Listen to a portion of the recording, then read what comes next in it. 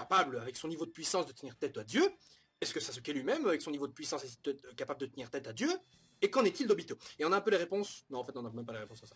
Mais qu'en est-il d'Obito? Mais en tout cas, voilà, ce chapitre-ci, donc, qui nous montre Naruto qui était séparé donc de Sasuke, qui a été baladé dans une autre dimension. Il faut dire que j'ai l'impression que personne n'a compris. Il était baladé dans une autre dimension. Enfin, moi, ça me semblait assez clair.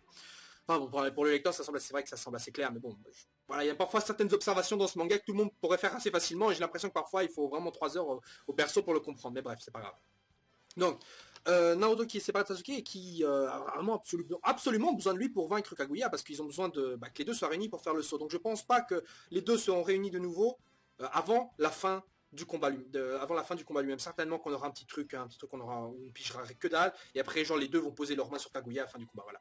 Bon, c'est comme ça que je vois les choses, parce que j'aimerais bien, voilà, un étalage de technique, un peu comme contre Madara vite fait, parce que ça fait longtemps qu'on n'a pas vu de combat comme ça, bien ordonné, genre une partie ninjutsu, taijutsu, genjutsu, voilà, des petits échanges avec variés d'attaques et de techniques comme Itachi contre Sasuke. Et ça, c'était un combat très complet, dans tous les sens du terme, et qui était excellent, parce que si vous regardez bien ce combat-ci, il y avait tout. Il y avait le background, le flashback, les persos, les techniques, la variété, enfin la progression au niveau des personnages, les révélations, on avait tout dans ce combat-là pour faire un super combat épique qui durait plus d'un tome en général, parce que même le tome de leur combat était un peu plus gros que les autres d'ailleurs. C'était un fait assez exceptionnel à l'époque, pour Naruto. Bref. Donc après, on voit ce qu'il est advenu de Obito, qui a survécu, on le pensait mort, je le pensais mort, j'espérais le voir mort, mais visiblement, quand j'ai vu que Sasuke était balancé dans une dimension et que Naruto avait visiblement sauvé Obito, je me suis dit, ah non, voilà à quoi il va servir. Obito est encore en vie, donc pour sauver Sasuke et le ramener dans la bonne dimension. Et celui-ci se réveille toujours avec les cheveux blancs, et avec ses deux Sharingan, donc avec son full Kamui, full power, qui devrait se déplacer un moment plus rapidement que la moyenne. Alors, donc celui-ci qui a vraiment changé, hein, il est plus vraiment le Obito là, ouais, voilà, Rin... non, il est plus comme ça. Alors, il a compris ses erreurs, voilà, il a directement quand il a su que l'ennemi était encore en vie. Non, allez, ramène-moi là-bas, je vais vous aider. Et c'est bien, parce que je préfère ce Obito là, parce que l'ancien Obito, voilà, c'était l'Obito. Oui, mais Rin. Oui, mais je sais, mais Rin. Non, mais c'est pas pour Rin que là, j'ai fait la guerre. Je trouvais ça vraiment très cool. Bref. Oui.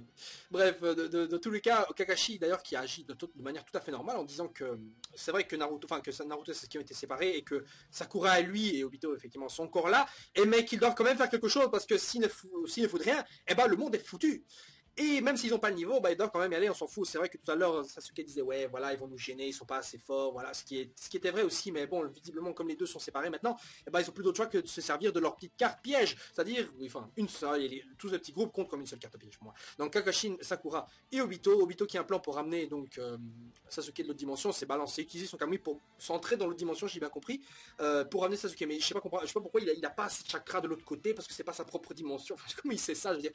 Enfin, je veux dire, comment ça se fait qu'il peut dire, ouais, mais attends, il faut plus de chakra pour revenir d'une autre dimension. Attention, les tarifs sont pas les mêmes. Non, mais je veux dire, c'est quoi cette merde? Je veux dire, d'où ça sort, ça? D'où ça sort? Je me suis dit, oui, voilà, ça me prendra peut-être un peu plus de temps pour revenir, vu que je sais pas quelle dimension. Et moi, je pensais que son Kamui, il est relié à une seule dimension. S'il était balancé dans une autre dimension qu'il connaît pas et qu'il utilisait son Kamui, il irait dans la dimension du Kamui, mais en revenant, il serait toujours dans cette autre dimension et pas dans la dimension que tout le monde connaît.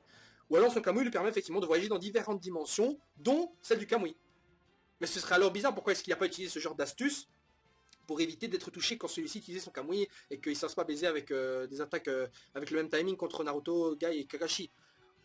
Et même, on pourrait se dire alors, ah oui, mais ça n'a aucun sens non plus. Et en même temps, comment il pourrait alors revenir d'une autre dimension, puis ensuite passer à la dimension réelle et toujours ensuite revenir dans sa propre dimension à lui? S'il ne trouve pas le chemin pour aller directement à la nouvelle dimension, comment est-ce que de la nouvelle dimension, il pourrait trouver le chemin pour venir dans le monde réel? Et là, effectivement, vous n'avez absolument rien compris à ce que j'ai dit, la preuve que tout cela n'a aucun sens.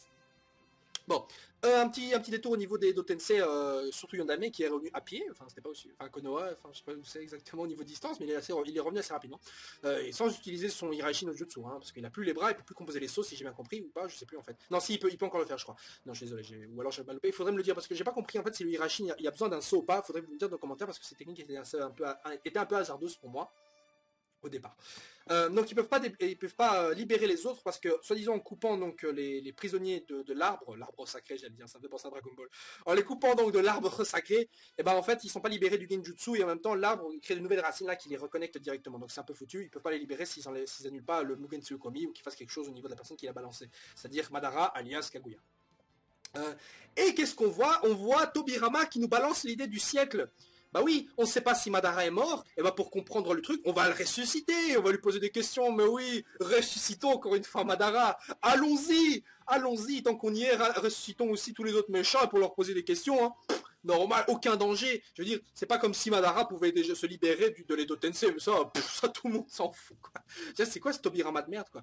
Je veux dire, la guerre aurait pu être terminée depuis 3 ans si justement Madara s'était pas libéré de son Edo Tensei et qui, de base, il n'aurait pas été ramené à la vie. Bon, je sais, Tobirama fait oui, mais c'est ma technique, je maîtrise tout, je vais le contrôler, blablabla, blablabla. Et bah écoutez, Kabuto disait pareil, et Kabuto pour moi Kabuto maîtrisait mieux le Edo Tensei que Orochimaru qui maîtrisait mieux l'Edo Tensei que Tobirama, et Tobirama qui n'a pas évolué, qui n'a pas entraîné du tout, veut faire un Edo Tensei de première catégorie, de troisième catégorie, juste pour ramener Madara, le gars qui se libère d'un Edo Tensei de quelqu'un qui a utilisé cette technique mieux encore que le créateur. Voilà, donc moi, il y a des claques, il y a des claques qui se perdent. Autant j'étais convaincu avant que toute cette histoire de guerre contre Uchiwa, c'était aussi une grosse partie. La responsabilité était de Tobirama qui a créé la police, qui détestait l'Uchiwa, qui les a confinés comme ça, et qui a créé les Dotense surtout. Bon, le Kagebonchin, ok, c'est une bonne technique qu'il a créé vu que ça a servi Naruto. Mais quand même, il nous montre juste que Tobirama c'est juste un couillon qui a pas vraiment d'idée. Enfin, c'est bête. Bref, Hashirama qui dit que c'est une mauvaise idée, voilà, que ça nécessitera un autre sacrifice, donc ça pas la peine de faire un Edo Tensei pour sacrifier quelqu'un de merde juste pour poser des questions, quoi. Et qu'est-ce qu'on voit? On voit le Rikudo Senin qui émerge de la partie du bas du corps de Madara, donc il émerge de là. Et comment ça se fait? Comment ça se fait qu'il se manifeste là? Pourquoi il s'est pas manifesté avant comme ça? Pourquoi maintenant? Pourquoi du corps de Madara? Je sais pas. Peut-être parce qu'il avait une partie de l'héritage de Indra en lui et voit Ashura en Hashirama. Il dit oui, voilà, le prédécesseur de Ashura, tu es gentil. Mais qu'est-ce qu'il va lui dire? Là, il s'est présenté, mais qu'est-ce qu'il va lui dire? Alors, ma prédiction, moi, c'est qu'il va leur donner une manière, il va leur donner une technique ou quelque chose comme ça pour, je sais pas, annuler le Mugen Tsuyokomi ou libérer les gens, ce que sais-je. Et peut-être qu'on verra Madara revenir une énième fois, parce que Madara, c'est légèrement un immortel, hein. Il peut revenir d'entre les morts, même sans Edo Tensei, gars. Donc, il revient, et je sais pas, peut-être que les deux vont unir leurs forces, quand Madara va pas supporter s'être fait rouler dans la farine par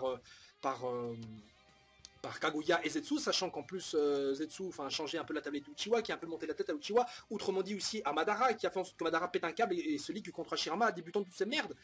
Donc peut-être qu'en se rendant compte que tout cela était fait exprès juste pour le retour de Kaguya, et ben Madara reviendra du bon côté de la force. Et voilà où le cycle de la haine va se terminer. Le cycle de la haine de Obito terminé, le cycle de la haine de Madara terminé, il ne restera plus que celle de Sasuke qui est à moitié terminée pour moi. Et voilà, la boucle sera bouclée. Alors, concernant Kaguya, d'ailleurs, je voulais faire un petit point sur l'étalage et ses techniques.